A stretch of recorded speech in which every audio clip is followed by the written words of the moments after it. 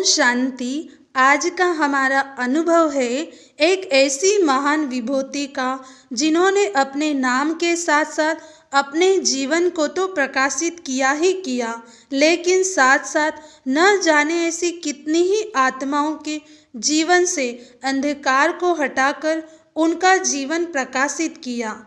और उन महान आत्मा का नाम है दादी प्रकाश मणि जी। तो आइए हम दादी जी का अनुभव सुनते हैं। ब्रह्मा कुमारी दादी प्रकाश मणि जी साकार बाबा के संग के अपने अनुभव सुनाती है कि बचपन से ही मैं रोज श्री कृष्ण की पूजा करती थी। छोटेपन से ही मन में ये रहता था कि मैं मीरा बनूं।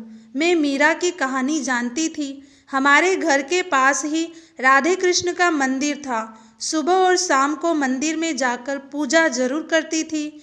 शाम के समय मंदिर में जाकर श्री कृष्ण को झुलाना सुलाना मेरा नित्य का नियम था। मुझे श्री कृष्ण से बहुत प्यार था और पूजा भी बहुत प्यार से करती थी। मुझे लगता था कि श्री कृष्ण और श्री राधे भी मुझे बहुत प्यार करते हैं। मैं रोज भागवत पढ़ती थी। आप लोग जानते होंगे कि सिंधी लोग सुखमणि और ग्रंथ साहिब को मानते हैं। उस समय स्कूल में रिलीजियस पीरियड होता था। उसमें सुखमणि, गुरु ग्रंथ साहिब, रामायण, महाभारत आदि पढ़ाते थे।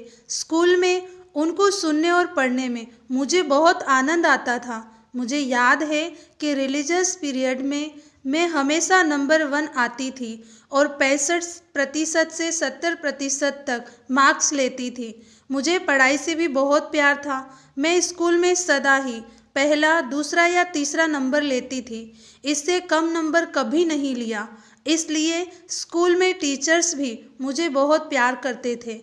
खेल कूद में बहुत कम समय देती थी। उसमें मुझे रुचि नहीं थी। बड़ी बहनों की शादी हो चुकी थी। घर में मैं, मेरी मम्मी और पापा ही थे। मुझे बाहर घूमना, सहेलियों के साथ गपशप मारना, बाजार की चीज़ें आदि खाने का शौक पहले से ही नहीं था। सहेलियाँ थी लेकिन पढ़ाई के नाते। बाकी व्यर्थ समय गंवाने की दोस्ती किसी से भी नहीं थी। लौकिक माँ बाप भी अच्छे संस्कार वाले थे। सत्संग, धार्मिक कार्यों आदि में रुचि लेने वाले थे।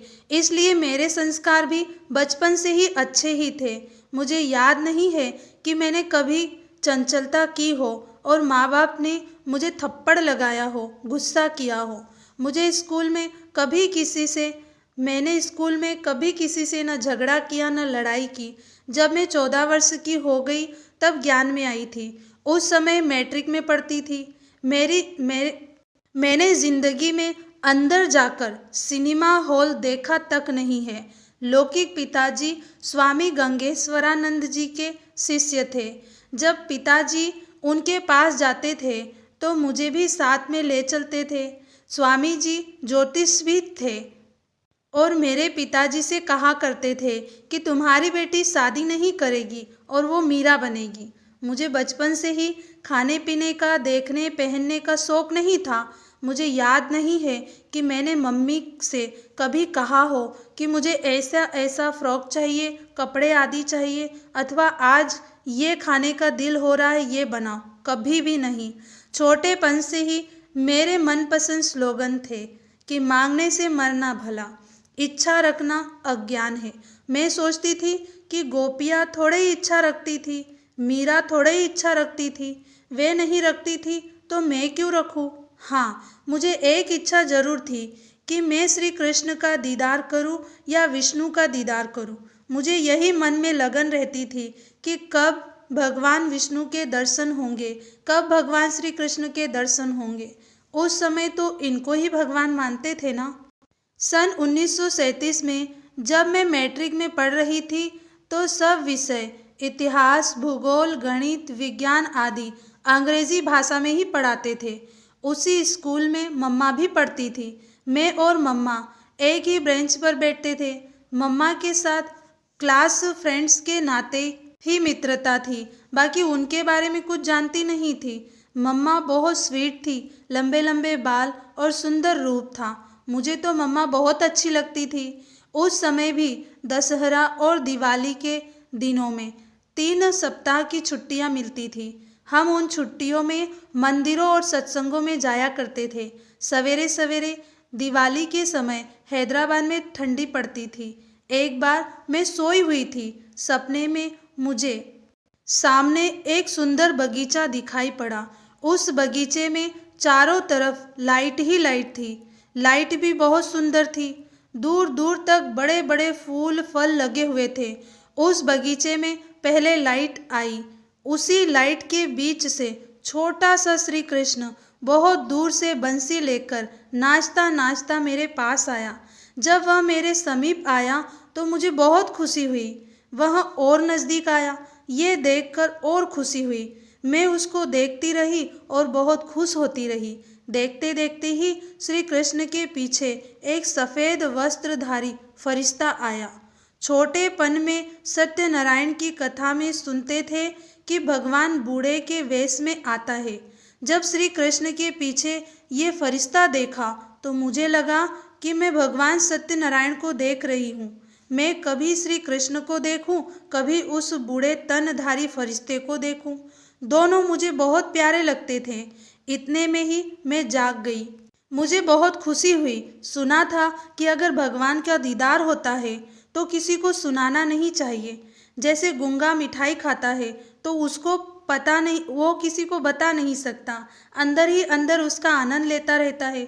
उसी प्रकार भगवान का दीदार करने वाले को भी किसी को बताना नहीं चाहिए। बताया तो फिर भगवान उसके पास नहीं आएगा। इसलिए मैंने भी किसी को नहीं बताया, मम्मी को भी नहीं बताया। लेकिन दोबारा भगवान आया नहीं। फिर मैंने कोठी में जाकर श्री कृष्ण की माला फेरी, मंदिर गई और कहा, हे श्री कृष्ण आओ। वो आए नहीं। ऐसे करते 2-3 दिन बीत गए। मेरी एक क्लास फ्रेंड ओम मंडली में जाती थी। एक दिन उसने मुझे कहा कि तुम भी मेरे साथ वहाँ आओ। मैंने कहा ठीक है। एक दिन उसके घर पर गई। जब मैं वहाँ गई तो वो मेरी सहेली ध्यान में गई हुई थी और आंसू बह रहे थे। उसका नाम लीला था। मैं आवाज़ देती रही, लीला लीला। वह कुछ भी नहीं सुन रही थी। अपनी ही धुन में अपने आप मुस्कुराती थी, हाथ ऊपर करती रहती थी। मुझे कोई जवाब नहीं देती थी। मैंने इसकी मम्मी से कहा, मुझे लीला ने बुलाया था, लेकिन ना बोलती है ना आंखें खोलती है, जवाब भी नहीं देती है। मैं जाती हूँ। उसकी मम्मी ने कहा, बेटी मुझे भी पता नहीं कि इसको क्या हुआ है। जब भी देखो ध्यान में बैठी रहती है। 2-3 दिन से इसकी यही अवस्था है। उसकी ये अवस्था मुझे बहुत अच्छी लगी। मैं जा रही थी तो उतने में ही वो ध्यान से जागी और मुझे देख कर कहने लगी, रामा चलो मैं तुमको श्री कृष्ण का दीदार करा दूंगी। मैंने कहा, श्री कृष्ण का दीदार कराना क्या मौसी का घर है? मैं इतनी पूजा भक्ति करती हूँ, मुझे ही नहीं होता तो तुम क्या मुझे दीदार कराओगी? फिर लीला ने कहा, अभी शाम हो गई है, कल सुबह 10 बजे चलेंगे सत्संग में। ज़्यादातर माताएं ही आती थी, इसलिए बाबा सुबह 10 बजे सत्संग आरंभ करते थे। फिर मैं घर गई। अच्छा दोस्तों, अगर आप जानना चाहते हैं कि दादी जी सच में कैसे श्री कृष्ण की मीरा बन गई तो जुड़े रहिए हमसे नेक्स्ट पार्ट तक। ओम शांति।